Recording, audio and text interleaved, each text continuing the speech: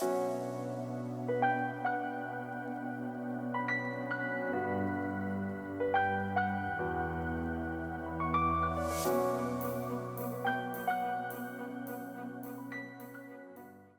friends, Jenkins Dota here, bringing you another Dota 2 video on behalf of DotaAlchemy.com, and this is going to be part of the How to Increase Your Rank in Solo Queue video series. And in this video, I'm going to be covering the 8 rules of winning. Before I get into it, I want to first cover the origin of these rules. These are some rules that I initially wrote down one night after inquiring with some very high MMR friends back in the days of Dota when MMR was just a number instead of ranks. I asked them, how do you gain MMR? What rules do you follow and why?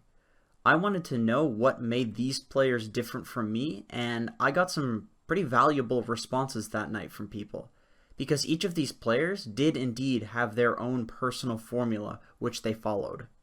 Over the years, I have personally employed the rules to the best of my ability, and when they weren't working, I removed some of them. When I felt something was missing from the rules, I would add something. As a result, these rules are something that have been molded and tested over years of grinding matchmaking. When I personally managed to follow these rules to a T, I typically climb the ranks very, very quickly. This is also a result that I've seen in some of my friends who also follow the rules to a T. So with that being said, what are the rules? Rule number 1.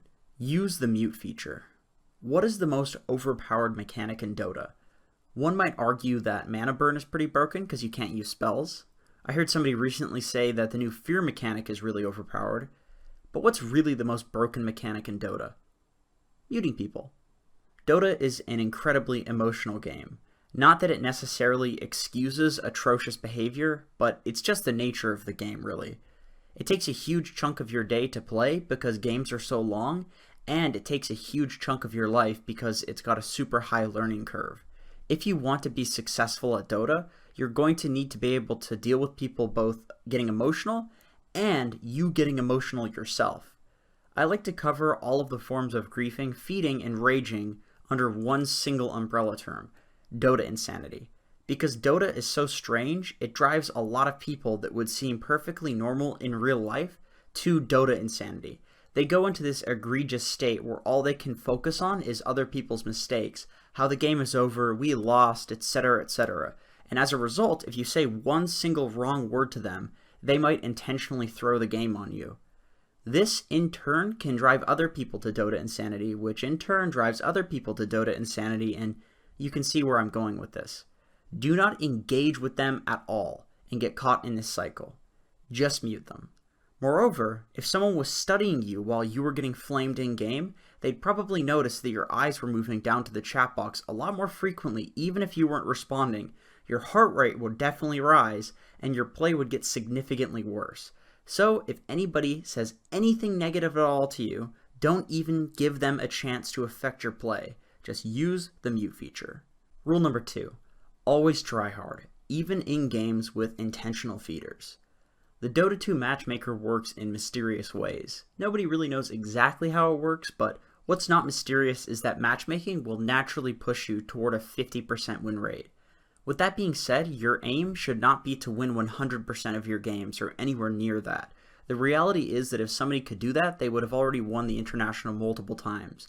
Even players like Arteezy and Sumail do not have anywhere near a 100% win rate across all of their pubs. What it's all about is aiming for a slightly above 50% win rate. For simplicity's sake, let's just say you should aim for a 51% win rate, because then, over time, your rank is obviously going to increase. But where does that extra 1% usually come from? That 1% typically comes from those games that seem unwinnable, where most people would just give up. So even if you have someone experiencing Dota insanity on your team, perhaps a courier feeder or somebody who's griefing you, it's absolutely in your best interest to keep trying, because if you win that, that's +1 victory that should have been a loss. That's one loss that you don't have to make up for and one free win. And statistically speaking, your next game will actually be easier because that's not going to be your weekly intentional feeder game, which you're statistically bound to get. There are two main ways that I keep myself sane in games with feeders and griefers. The first way is that I try to view every game as practice at the very least. Even if it's a guaranteed loss, it's still practice in a game that's really, really hard to win, and there's genuine value in that. You don't get great practice from winning because Dota's pretty easy when you're ahead. The second way is that I try to have the perspective that the person who's feeding is probably experiencing a pretty awful time in their life, and they're taking it out on a game. I mean, who would do that if they're not just in a really bad mood in general? And you don't need to be upset or angry because you should just kind of feel sorry for these people because they're already experiencing so much negativity. If you can do both of these things well, then you'll be sitting at that juicy 51% win rate in no time. Rule number 3, work out.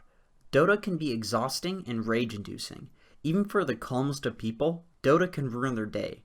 But if you work out, even if you are having a bad day, you'll still feel great, no matter if you're a scrawny bitch like me or a big sexy hunk like Banana Slam Jamma.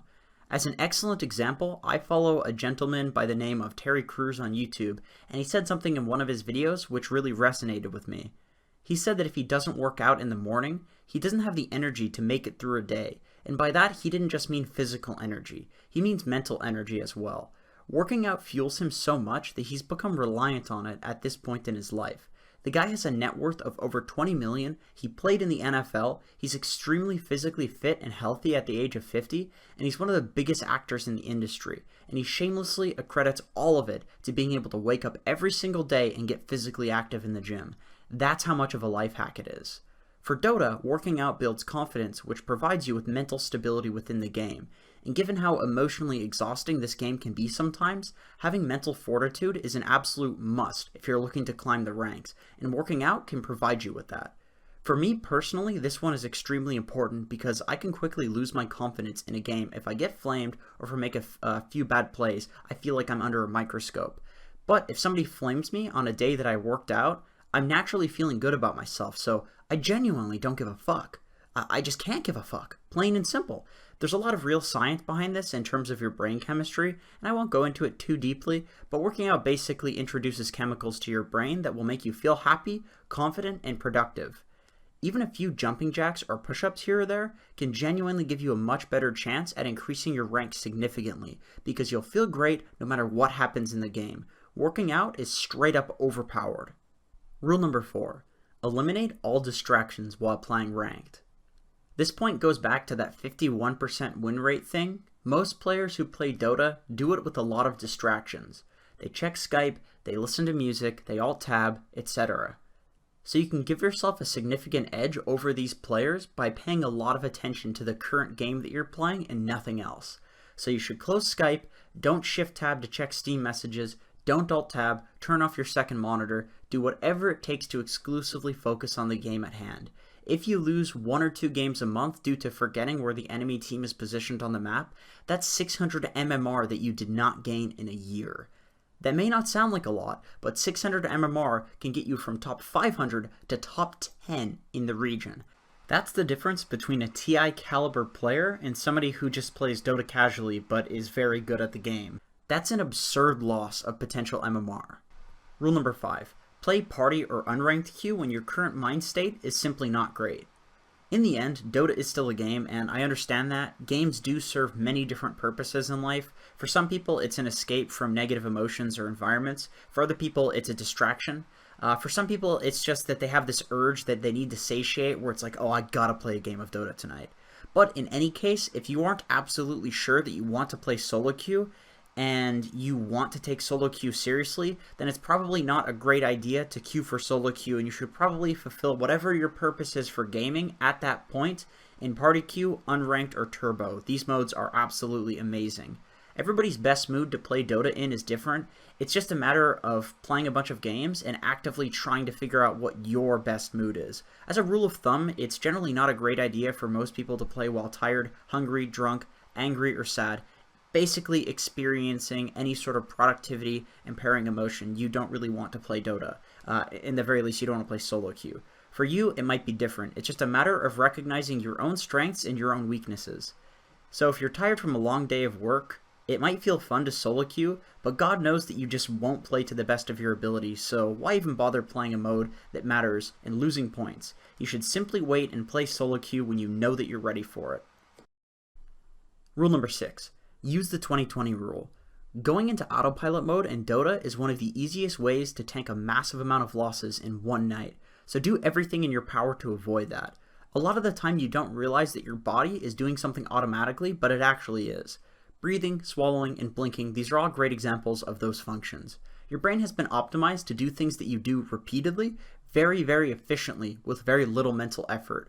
Playing a game is absolutely no different. Your body will want to naturally go into autopilot mode and start repeating things, but you need to avoid that at all costs. This is because if anybody else is actively thinking about the game and you're in autopilot mode, they'll naturally have a huge edge over you because their reaction time and strategic decision-making ability will be far greater than yours just by virtue of your active consciousness being way better at assessing new situations than your subconsciousness. And Dota presents you with many new game-altering situations in a single game. Doing something the same repeatedly is not very effective.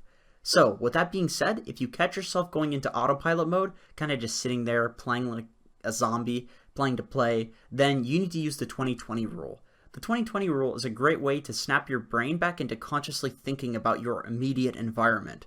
To do it, quickly take a step away from your computer, look at something that's 20 feet away, take 20 seconds and just breathe in through your nose, breathe out through your mouth. Focus on nothing but your breathing. This will return you to a mode of heightened cognition and also serves the dual purpose of calming you down if you're at all upset. Rule number 7. If you're on a 2-game loss streak, take a break. There's nobody on the face of the planet that can play a game of Dota for an hour just to have their carry Spectre destroy his items and run down mid without getting upset to the point of questioning their very existence in the fabric of reality. I think it's also very difficult to mentally reset after a game like that. So, to keep things simple for myself, I made this rule really easy to follow, because it's quite difficult to actually assess your own mental stability in a moment of anger, sadness, depression, and so forth. The rule is simple. If you lose 2 games in a row, no matter why, no matter when, take a break. Play another game, take a walk, do something that's not Dota related. Do something that's basically guaranteed to reset your mind. They say time heals all, and that's for a pretty good reason. It's because no matter who you are, you're going to get caught up on things. But it's also true that eventually enough time will pass that those things won't feel like they matter, and you can get back to business without thinking about them. That's what taking a break in Dota does for you. One final note about this rule is that it prevents you from being caught in a queue cycle with intentional feeders or players that you simply do not mesh with. It's kind of like going to a new table in poker rather than playing with the same crowd. Sometimes it'll give you much, much better odds. Rule number 8. Understand that you're human and that you're going to make mistakes. When I made these rules over a year ago, I had this incorrect idea that I would follow them to a T and that I would never lose MMR again. I was absolutely mistaken. Since the inception of the rules, I've gained a significant amount of MMR, and I am genuinely very happy about that, but I've also had these days where I completely ignore all of the rules due to anger, depression, anxiety, or whatever negative emotions I was feeling at that time, and I tanked my rank to embarrassingly low numbers. What I came to realize over the last year is that no matter what rules I make, I'm still human, and so are you. These rules are not possible to follow to a T, nor would I ever state that I don't break them every once in a while, but I can say that since acknowledging these rules and internalizing them, I've gotten much better at catching myself when I am making mistakes, and slowly but surely I've become incredibly consistent with my rank, and that's never been a thing for me before. If you think you have to be perfect, it's a lot easier to just say, fuck it, and give up.